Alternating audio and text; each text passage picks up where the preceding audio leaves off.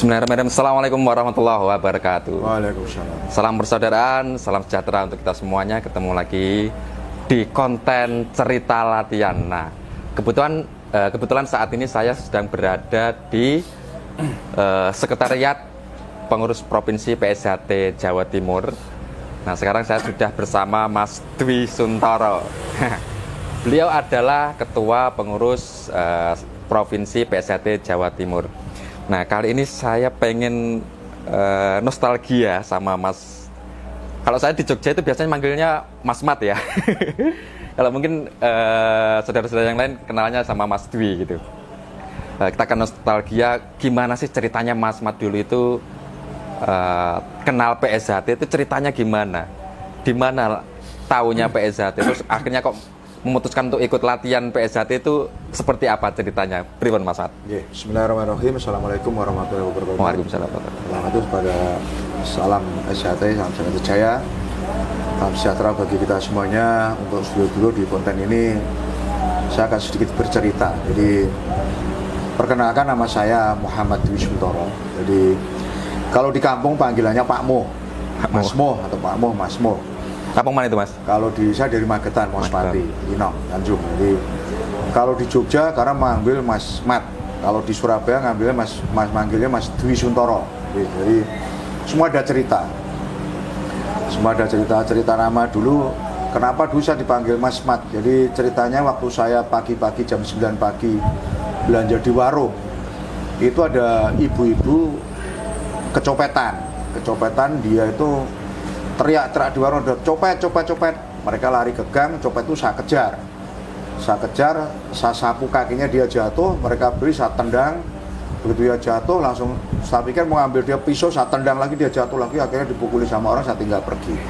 Malah dipanggil Mas Mat atau Mas Somat. Waktu Somat kan ada di cerita film silat yang Somat dari Betawi itu, yang setelah Si Pitung. Nah, itu jadi akhirnya terkenalnya di situ. Nah, itu udah jadi warga Mas? Ya, sudah jadi warga. Nah, cerita mulai dari kecil, saya kelahiran dari desa Tanjung Sepreh atau Winong Tanjung, jadi kecamatan Mospati, Kabupaten Magetan. Saya dari kecil itu memang saya senang, artinya kan dari SD itu saya mulai kelas 4 SD itu sudah, kebetulan di tempat kami ada di Bali Desa itu ada latihan PSHT di sana. Saya tuh setiap hari malam minggu tuh ngintip latihan lewat pintu dibuka seperti itu, setiap hari nonton sampai umur 2 tahun 3 tahun, sampai akhirnya saya kelas 1 SMP itu akhirnya saya daftar masuk PSHT. Itu berarti dekat sama rumahnya itu tempat latihannya? Dekat, ya nggak terlalu jauh lah, paling sekitar 2 kilo 3 kilo seperti itu. Jadi karena hobi, senang melihat PSHT, melihat apalagi pas saat sambung persaudaraannya itu kan mereka menyenangkan, melihat orang kok diadu begini-gini dan seperti itu. Nah ini seperti, dan kebetulan memang di tempat kami memang banyak warga-warga senior yang sering tampil di acara-acara 17 Agustusan, di tempat-tempat hajatan, sehingga mereka menarik. Jadi pelatih-pelatih saya dulu memang orang hebat-hebat. Mungkin yang paling terkenal adalah Mas Rumadi, kemudian Mas Martono yang dari Jakarta itu, sama Mbak Es itu kalau permainan toyak, permainan pedang, yang belati, dan pencak, baik pencak ajaran seni maupun ininya sangat menarik sekali, sehingga saya tertarik di situ. Mas Romadi itu yang di Cisauk bukan sih Mas? Mas Romadi sekarang udah meninggal, almarhum. Nah dari situ akhirnya saya masuk, mendaftarkan kelas 1 SMP. Saat itu lihat latihan polos itu, saya lihat polos sangat banyak sekali, ada sekitar kurang lebih 56, sama ingat saya itu 56 orang. Tahun berapa itu Mas? Kalau tahunnya, nah ini agak sedikit lupa ya, mungkin tahun 80-an, mungkin 80 mungkin kalau nggak salah itu. 79 ya. 79 akhirnya latihan. Tapi di saat latihan itu, karena saya dengan melihat, karena senang di PSHT itu, senang apapun ya saya ikut gitu. Akhirnya saya ikut latihan. Dari teman-teman yang 56 itu akhirnya setiap minggu, karena latihannya berat, nah juga mereka merotol. Pada saat itu bajunya masih kuning, belum pakai baju hitam, jadi masih pakai baju kuning. Kemudian, tapi udah ada bed Mas? Sudah ada bed, tetap bed ada. Kita pakai baju yang modalnya dari kain tepung terigu itu, kita winter warna kuning, jadi seperti itu. Kemudian latihan ya keras, memang latihannya keras. Zaman dulu mendidik mental itu supaya benar-benar anak didik itu kuat, karena jadi kekuatan fisik, kekuatan mental itu dididik dari polos benar-benar. Dari sekian banyak orang itu akhirnya tinggal kurang lebih sekitar 12 dari 50-an. Terus akhirnya naik ke Jambon, itu naik Jambon. Nah di sana waktu Jambon itu kalau latihan itu ya kita kalau pas musim hujan latihan itu karena Bali Desa sampingnya lapangan, semua ditarik ke lapangan, suruh gulung-gulung, suruh koplo tuh dari ujung Gulpal sebelah utara sampai Gulpal selatan itu pokoknya buat gulung-gulung. Jadi semua baju udah basah semua, kena lembut semuanya. Tapi ya karena kita punya niat yang tekad yang kuat dan senang, sehingga apapun yang kita jalani akan terasa nggak berat gitu loh. Karena rating saya satu ada naik ke Jambon ada kurang lebih laki-lakinya sekarang lebih 7 orang, perempuannya ada 4 kalau nggak 5, 4 orang gitu. Terus kemudian latihan Jambon, pengambilan sabuk Jambon di makam. Satu nama makamnya namanya Jaradan Bayi. Pada itu belum ada listrik, jadi kalau kita mau ambil sabuk Jambon itu pun lewat jalan, itu sebenarnya jalan bukan langsung jalan raya yang kita lewati, enggak, tapi jalan lewat sawah-sawah, lewat kali-kali yang itu jalan hanya setapak.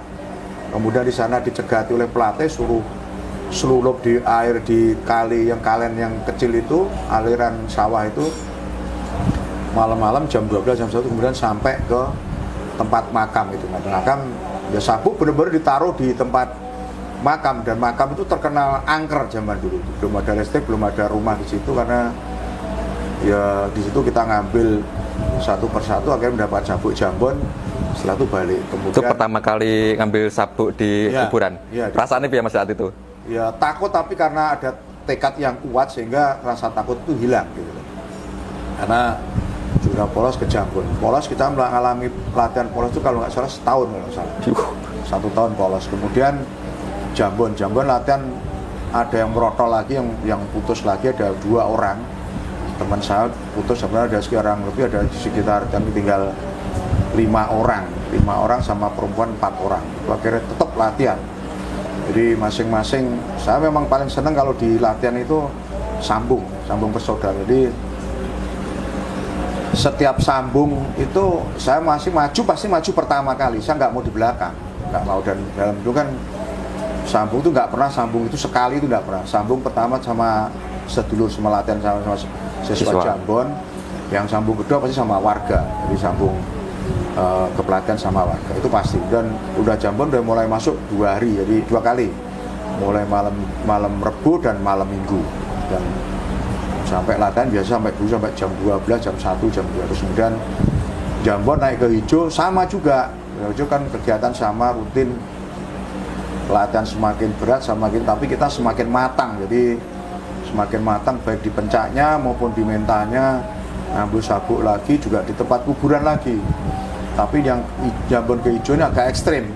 Ekstrimnya karena di jalan pasti dicegat oleh warga, diajak sambung, kadang-kadang dulu kan nggak tahu apa dipukuli, tapi karena kita kadang ada yang melawan, ada yang enggak, jadi seperti itu. Jadi kalau nggak kita lari, karena kita punya siasat lari, karena ada satu sisi pelatih, mereka dipukuli nggak salah apa, kamu lari aja, kalau mau melawan sambung, lawan aja, seperti itu. Jadi itu kegiatan sama di Sabuk di Brojo, di makam juga, tapi beda makam, juga sama gelap, tapi alhamdulillah juga lolos sampai Hijau.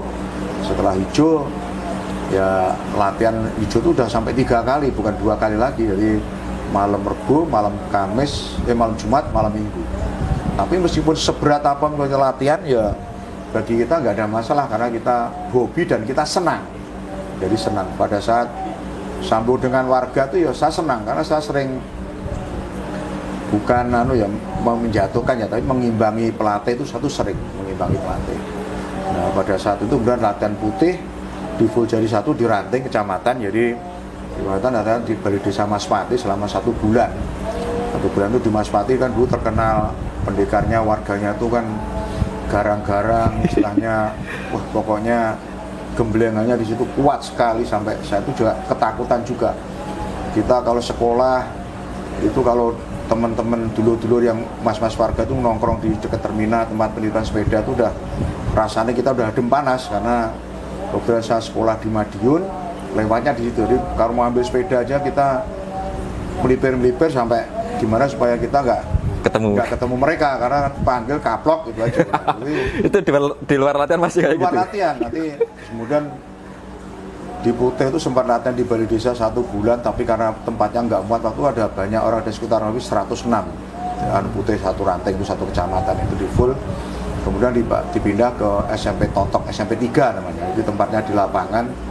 Nah ini kan kesempatan paling enak bagi saya. Jadi saya merasakan latihan paling berat itu di Polos, Jambon, Hijau. Di Putih itu bagi saya malah nggak terlalu berat, karena meskipun di sana saat kita osgower senam 16 atau kita sepir perut pukuli tendangi itu ya kita nggak masalah, karena kita udah terlatih di masa-masa Polos, Jambon, Hijau, sehingga fisik kita udah terbentuk. Tapi temen itu setiap latihan pasti ada yang pingsan atau semaput karena ditendangi, dipukuli seperti itu. Nah ini kan pada saat Putih itu ya latihan seperti itu ya, ada yang cerita Putih ya lucu-lucu karena digabung seluruh kecamatan, ada yang nakal, ada yang nggak nakal, ada yang istilahnya yang bludik, ada yang belis, ada yang macam-macam lah. Jadi senang teman-teman itu.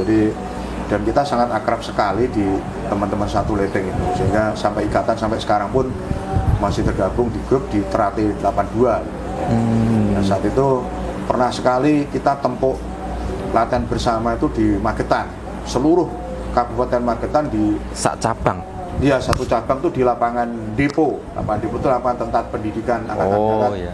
Di Depo Magetan, tak di lapangan di ke stadion itu. Stata.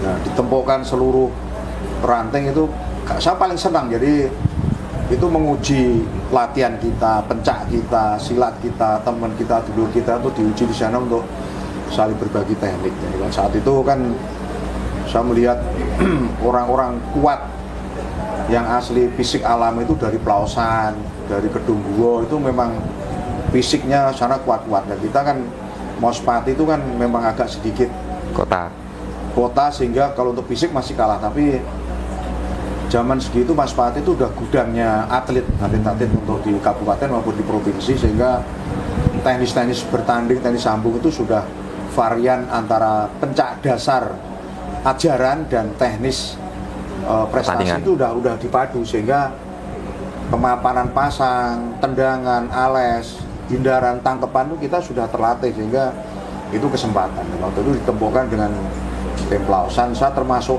tim Mospati yang akan diadu di tim ranting Mospati yang akan diadu. Diambil kan 5 orang dulu, ada 5 orang, teman saya 5 termasuk saya. Tapi kebetulan karena waktunya panjang sehingga yang diambil cuma satu teman saya waktu itu. Waktu ketemu dengan Pelausan ya, karena kalah fisik ya akhirnya teman saya keteter saja. Kan saya berharap itu saya nyeselnya karena kenapa ada itu, karena saya nggak maju pertama kali. Ini yang membuatkan saya kecewa. Ini kan ceritanya seperti itu. Dan sampai latihan itu 3,5 tahun, sampai Putih itu sampai warga saya tahun 82 itu ada pengesahan di Magetan, di Pelausan seluruh Kabupaten Magetan. Ini ceritanya itu. Kemudian setelah lulus SMA kelas 1 saya dipengesahan jadi warga. Nah zaman dulu warga zaman itu kan masih memang belum banyak, dan ya kita masih akhirnya kita eksis untuk melatih di ranting kita sendiri, nanti Polos, Jambon. Kemudian SMA-nya dulu di mana? SMA di Madiun. Kemudian Putih saya pernah melatih Putih juga tahun 83, pelatih Putih di ranting itu juga pernah melatih. Terus kemudian saya kuliah di Jogja karena mungkin dari kampus Jogja UGM itu dengan latihan saya sering melihat ke sana. Tapi waktu ada senior kami namanya Mas Widodo, pengesahan 78, itu melihat mungkin cara saya melatih, pencak saya, terus silat saya merasa cocok jadi pelatih di UGM. Meskipun saya tidak melatih di UGM, akhirnya saya diperbantukan untuk melatih di UGM dengan cara profesional. Artinya berarti dulu kuliahnya di mana, Mas? Saya di YKPN. Ya, di YKPN. Melatihnya di UGM. Ya, latihannya saya di UGM. Saya juga pernah mengangkat YKPN itu waktu ada pertandingan antar mahasiswa Sarjana Wiyata Cup 2 kali itu. Yang PSHT cuma saya tok sendiri dengan satu siswa Jambon dari Semarang. dan lainnya itu semua orang merpati putih. Nah waktu itu kan yang sampai final di Sarjana Wiyata cuma saya sendiri toh. Lainnya semua berguguran di perempat final sama di semifinal. Lainnya semua kalah. Jadi itulah sejarah dan apa yang kami lakukan, karena kecintaan saya terhadap PSHT, kecintaan saya kepada organisasi, dan saya melihat sebenarnya di PSHT itu yang satu hal yang menarik buat saya itu adalah persaudaraan. Jadi itu yang paling utama. Jadi PSHT dimanapun kami berada, kita ketemu dengan dulu itu diterima dengan baik dan saling menerima dan saling bercerita sehingga akan menjadi rekat dengan artinya kayak seperti saudara. Itu yang kalau di Islam kan juga sama dengan silaturahim. Jadi itulah yang mengikat saya kuat untuk bisa terjun di PSHT itu sampai sekarang berorganisasi karena itu. Bahkan saya waktu setelah lulus saya kerja di Jakarta, saya pun juga aktif di Jakarta Timur pada saat itu, sama di Taman Mini, tapi saya nggak begitu lama aktif di sana. Tapi ya tetap nimbrung dengan dulu PSHT, baik itu di tempat latihan maupun di tempat main gitu. Jadi terus kemudian saya 13 tahun di Jakarta, saya pindah di Surabaya, saya aktif juga di Surabaya di Rungkut sebagai penasehat ranting. Kemudian ya aktif di Rungkut kurang lebih 1 tahun 2 tahun, kemudian vakum, kemudian aktif lagi sejak tahun 2016 2018 itu saya aktif lagi di Surabaya ini dengan masuk di organisasi, ikut latihan lagi tingkat 2, sehingga itu yang merefresh kembali, memantapkan saya kembali untuk ikut latihan, untuk berorganisasi dan merekatkan dengan saudara-saudara kita, bahkan sekarang aktif untuk menjadi kepengurusan baik di provinsi maupun di pusat. Ini gambar bahkan saya karena alumni Jogja, sehingga kalau ada sesuatu di Jogja saya pun juga merasa punya Jogja, jadi saya punya masih ada keikatan dengan organisasi SHT yang ada di Jogja ini, sehingga dengan dulu tujuan pun saya menjadi rakyat seperti itu sampai sekarang. Yang terakhir itu kan karena waktu pernah sulit mengumpulkan adik-adik Komsat seluruh Jogja ya. Jadi waktu pernah saya kumpulkan seluruh komisariat Jogja, saya kumpulkan. Waktu itu saya ajak makan di tempat restoran mantu, saya bayari semua, itu ada 93 orang kalau nggak salah yang hadir dari seluruh Komsat. Itu saya persatukan kembali, saya hidupkan dari saya semangat sehingga Jogja hidup kembali untuk di Komsat untuk aktif di prestasi maupun di tingkat pelatihan maupun di ajaran seperti itu. Oke, tadi kan diceritakan seragamnya saat itu masih kuning. Yeah. Nah, pas seragam masih kuning itu udah ada tingkatan sabuk berarti Mas? Pakai sabuk juga? Sudah sampai, jadi saya pas hijau tua itu sudah berubah jadi hitam. Oh, pas hijau tua. Ya, hijau tua hitam. Jadi karena pada saat itu karena semua keterbatasan biaya, keterbatasan beli itu ya akhirnya baju kuning yang kita pakai itu kita winter lagi. Jadi hitam, tapi warnanya bukan hitam, jadi kelabu. Ya, tapi ya sekarang latihan ya setelah baru pengesahan warga aja kita punya baju hitam. Tapi saat itu yang melatih juga kuning, pas masih kuning? Iya, sama masih kuning. Terus Mas, ini apakah ada ini ya seiring berjalannya waktu, mungkin pas zaman di Mas Pati itu kan latihannya lebih fokus di teknik pencak silatnya.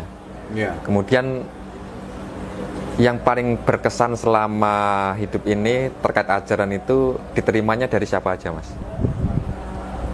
Ya terutama gini, kalau di Sejahtera itu kan sebenarnya secara sendiri ya, secara kemandirian dan secara ketekunan hati itu sebenarnya akan muncul sendiri. Jadi seperti loyalnya kita kepada organisasi, kemudian munculnya kecintaan kita pada organisasi, terus ajaran-ajaran yang disampaikan lewat simbol-simbol di bed ini adalah mengikat kuat di kita gitu. Jadi dan itu sangat banyak kita aplikasikan di lapangan. Artinya kan saya dulu seorang pekerja ya kan. Karena dengan latihan PSHT, karena dilatih mental, baik itu mental fisik maupun mental cara berpikir, mental dari pribadi juga, itu sangat membawa dampak positif terhadap pekerjaan. Jadi kalau ada permasalahan kita berani Jadi kita berani ngomong, berani berbicara, berani untuk berdebat, berani untuk berdiskusi, sehingga ada nilai-nilai tambahan tersendiri. Itu karena keyakinan kita tinggi. Satu itu, otomatis juga didukung dengan spiritual yang kuat ya. Jadi karena orang tua saya juga bilang spiritual kuat, sehingga paduan antara spiritual yang ada di PSHT melalui ajaran yang ada di BET kita, yang ditanamkan kepada saya waktu kesehatan di putih, di hijau, di itu melekat kuat, sehingga teraplikasi saat saya di lapangan. Sehingga saya bekerja dan sampai titik terakhir saya menjadi pengusaha pun, PSHT ajarannya sangat banyak membantu saya di bidang pekerjaan saya yang sampai sebagai orang pebisnis. Jadi itulah yang melekat kuat, karena sinar pancar kita ini kan benar-benar memberikan orang dan akan feedback yang baik terhadap kita semua untuk menjalankan kehidupan kita sehari-hari. Seperti itu. Nah, kalau misalkan kita compare dengan mungkin latihan zamannya Mas Mat, terus latihan zaman saya, terus saya melihat latihan zaman saat ini, pasti masing-masing itu merasa, latihanku abot. Terus zaman sekarang juga merasa latihannya berat kayak gitu. Cuman setelah dapat cerita dari para pendahulu, kayaknya zaman biar kayak luwih abot kayak gitu. Iya. Nah, pernah nggak sampai pada titik, kok latihannya abot men kayak gini, terus pengen merotol kayak gitu. Terus kemudian apa yang menguatkan agar tetap lanjut latihan itu, Mas? Kalau saya dari dulu memang nggak terbesit seperti itu, karena saya senang. Jadi saya melihat PSHT itu senang, apalagi waktu kita siswa melihat warga itu senang. Warga dimanapun itu ketemu salaman, ada rasa persaudaraan yang tinggi, ada saling menghormati, menghargai di antara warga, dan mereka baik itu sedulur jauh, sedulur dekat, itu mereka saling mengayomi, saling merangkul. Itu yang menguatkan saya. Jadi bagi saya nggak ada terbesit seperti itu, saya tetap tekad saya menjadi warga gitu. Nah, jadi mental memang tergantung dari masing-masing individu orangnya. Jadi motivasinya apa? Jadi motivasi itu apa ya, akhirnya terbentuk di sana. Dulu waktu saya pertama kali ikut latihan itu bukan karena senang melihat uang ditarungnya, disambungin, senang. Jadi, dan pada saat itu kan masih banyak, seolah-olah kan kewibawaan PSHT itu diidentikan dengan pendekar, seperti itu kan, itu melekat kepada saya. Tapi setelah kita masuk ternyata bukan itu. Jadi ternyata ya kewibawaan itu akan muncul dengan sendirinya, dengan etika kita, attitude kita, kepribadian kita kepada masyarakat, kepada adik-adik siswa kita, kepada lingkungan, sehingga itu kan muncul lebih kuat lagi kalau itu terbentuk oleh kita sendiri. Jadi seperti itu untuk adik-adik sekarang ya, tekuni aja yang menjadi ini kan. Memang di Sehat-Rate memang gemblengan itu mulai dari fisik seperti yang diajarkan oleh mahasiswa ajar kita Mas Wiono. Jadi dengan adanya penggemblengan fisik yang kuat itu akan membentuk karakter yang kuat, kepribadian kuat pada kita semua. Karena seperti itu, nggak bedanya seperti tentara atau mungkin akademi, akwil atau akpol. Seperti kan mereka di saat mereka pendidikan ditempa pendidikan dasar, pendidikan fisik yang keras, tapi setelah mereka lulus mereka menjadi seorang pemimpin masa depan yang ada di Indonesia ini. Jadi itulah basicnya itu. Jadi basic fisiknya sudah ditempa, sehingga akan membentuk kepribadian itu akan menjadi kuat juga menghadapi suatu permasalahan atau menghadapi kehidupan. Itu yang sangat gini kan. Dan di organisasi itu, belajar organisasi sangat perlu sekali. Apalagi kalau untuk teman-teman atau dulu-dulu yang mereka bekerja di pemerintahan, bekerja di swasta, itu kan keberanian, kepercayaan kita untuk menyampaikan, untuk kita mengambil kesempatan apabila dikasih kesempatan untuk katakan diberikan jabatan atau mungkin kepemimpinan, baik itu di lini masyarakat seperti RT, RW, lurah, camat maupun pimpinan perusahaan, itu membantu sekali.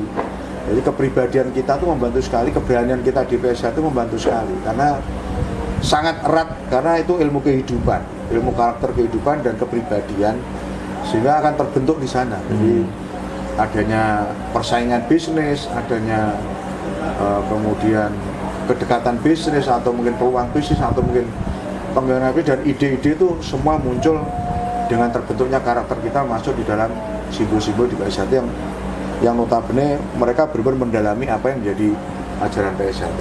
Nanti juga jangan lupa, karena agama sebagai rohnya itu tetap harus berseimbangkan, karena di PSHT sebenarnya ajarannya itu baik di agama Islam karena saya Muslim, sama di PSRT itu sangat-sangat mendukung sekali. Ya ada saling mengisi. Ya tujuan yang agama juga ada di SRT semua itu. Jadi sangatlah kita benar-benar melakukan hal itu ya insya Allah akan menjadi manusia yang diharapkan berbudi luhur, yang tahu benar dan salah, mau mengabdi, mau bermanfaat hidupnya kepada masyarakat, kepada lingkungan, kepada keluarga, seperti itu. Jadi itulah warga PSHT yang sesungguhnya seperti itu yang diharapkan.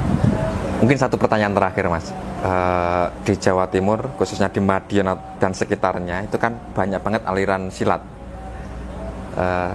Kenapa Mas Dwi memilih PSHT?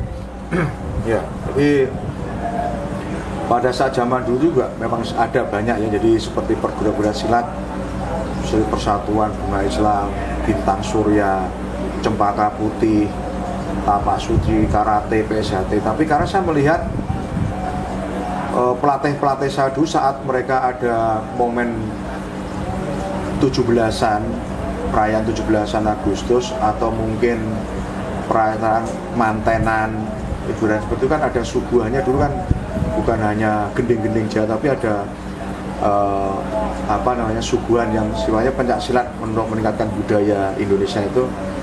Saya lihat itu yang saya lihat dari segi pencak, dari segi teknis, dari segi seni dan budaya itu SRT yang masuk gitu. Jadi model-model kembangannya, teknisnya, gerakannya itu masuk sehingga saya tertarik di sana. Dan saya juga pada saat itu kan ya namanya masih muda ya sering adu dengan bela diri sana, adu dengan tempok deh. Itu kan coba, jadi ya kita berani aja, alhamdulillah ya aman-aman aja dan nggak ada masalah. Dan kita apalagi pada saat melatih di UGM itu sangat kuat tantangannya. Jadi saat melatih saya di UGM itu dulu pernah banyak bule-bule yang kuliah di UGM itu masuk di PSHT, mereka banyak milih PSHT. Kurang lebih waktu itu pas saya melatih ada sekitar 16 atau 22 bule. Jadi orang Amerika, orang Nederland, orang Kanada, orang Korea, orang Jepang itu mereka rata-rata punya basic atau dasar bela diri lain yang mereka berada di luar negeri. Mereka jadi baru masuk itu udah minta, saya pengen mencoba bertanding sambung dengan pelatihnya. Waktu itu saya pas tangan gitu. Jadi karena kita dilatih bagaimana di pencak silat PSHT itu kan lengkap senjatanya. Ada bantingan, ada crash, ada hindaran, ada pukulan, ada tendangan, itu ya itu kita bisa menguasai dan hampir semuanya ya kita kalahkan lah. Mereka yang uji coba-coba kita kalahkan. Itu seringkali di UGM seperti itu. Nah ini sehingga memupuk mereka. Dan satu itu, kedua, orang-orang bule ini senang melihat pencak kita kan ada seni, ada budaya, itu ada nilai seninya, itu kan mereka senang. Sehingga terus dengan cara melatih pun juga kita harus sebenarnya siswa itu bisa betah, bisa mereka ikut, mereka kuat, itu sebenarnya pelatih punya faktor yang besar, sangat berpengaruh. Karena latihan sekeras apapun, pelatih itu bisa ngomong, bertanggung jawab, bisa mengambil hatinya, ngerti karakter siswa, itu siswa kemungkinan keluar itu kecil. Jadi anak didik saya tuh tahun 84 kalau nggak 83 itu hampir semuanya tuh setiap ketemu sana, ini pelatih saya nih Mas Mo ini yang paling keren, paling galak. Tapi mereka yang kita gembleng, kita latih itu semua alhamdulillah selama masa hidupnya jadi. Ada yang jadi lulusan akabri sekarang berpangkat kolonel, ada yang jadi polisi pangkatnya kompol mayor, ada yang jadi angkatan darat, banyak sekali, ada yang jadi guru, ada yang jadi polisi. Semuanya hampir merata, mereka masih minat. Tapi mereka nggak ada yang motol, nggak ada yang putus, nggak ada. Meskipun latihan satu keras, tapi jadinya begitu saat ada latihan bersama ditempukkan, mereka pasti akan selalu menguasai, artinya. Dan apabila mereka disambungkan persaudaraan, mereka bisa menguasai teknis dengan lawannya, seperti itu. Ini seperti di UGM pun, saya waktu melatih di UGM tidak pernah punya siswa itu sedikit, pasti banyak. Saya nggak tahu kenapa. Ya karena mungkin seorang pelatih harus punya kewibawaan, punya karisma, sehingga siswa itu ada kedekatan dengan pelatih,